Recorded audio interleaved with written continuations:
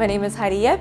I am born and raised in Calgary, videographer for about 3 years now, 4 years. I would say my favorite shoot was from last year. It was out in Olds, it was a wedding out there. But it was sort of the first one that I did that really set the artistry of how I put wedding videos together. That was also the first time I used a gimbal. The first time I actually was able to produce something that wowed a lot of people. And even a year later from that, the couple even talked to me and said that they loved their video, they loved what was produced. And to me, it wasn't just a one and done project. It was amazing that they could come back to me and tell me that they loved it. The editing process can be quite tedious. After a wedding, of course, you want to be done with everything because it's so exhausting the day of, but the editing is also rewarding. It takes about 3 weeks minimum, I would say, to have something put together amongst a busy life. Editing, I use Premiere Pro.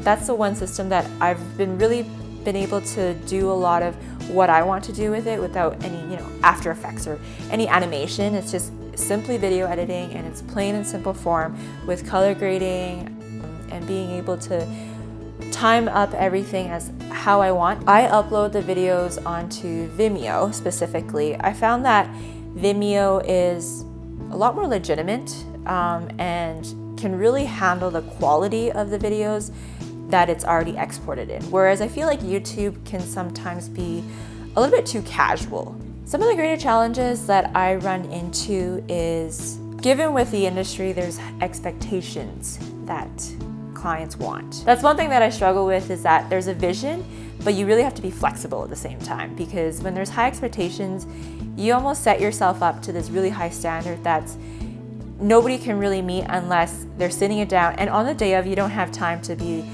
inquiring with the client, like, oh, do you want it like this? Do you want it like this? Do you want it this? You just have to really work with your own eye, and they also, seeing your projects, would be able to know, oh, what is your product look like? I get my name out there mostly through word of mouth. It is kind of hard if you don't have anyone that you know within the wedding industry who is getting married to get your foot in the door. So it just starts with being able to be affordable at first, because when you start off with no experience, you can't charge $2,000 off the bat. From there, I think it just becomes more of a relational thing.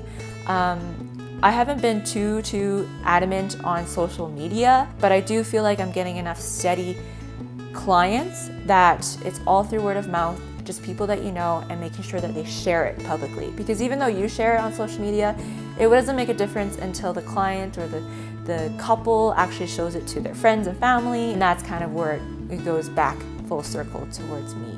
A little bit more about myself. I graduated from SAIT from marketing, went to Mount Royal for marketing as well. Working in the software industry for about a year now as a tech support and marketing coordinator as well. I have a fiance, his name is Curtis, getting married next year. So now that I'm on the other side of wedding planning, of video and stuff, it's a little bit interesting to see the industry. And it's also a chance for me to also pick the brains of other people without any competition of like, oh, what do you do?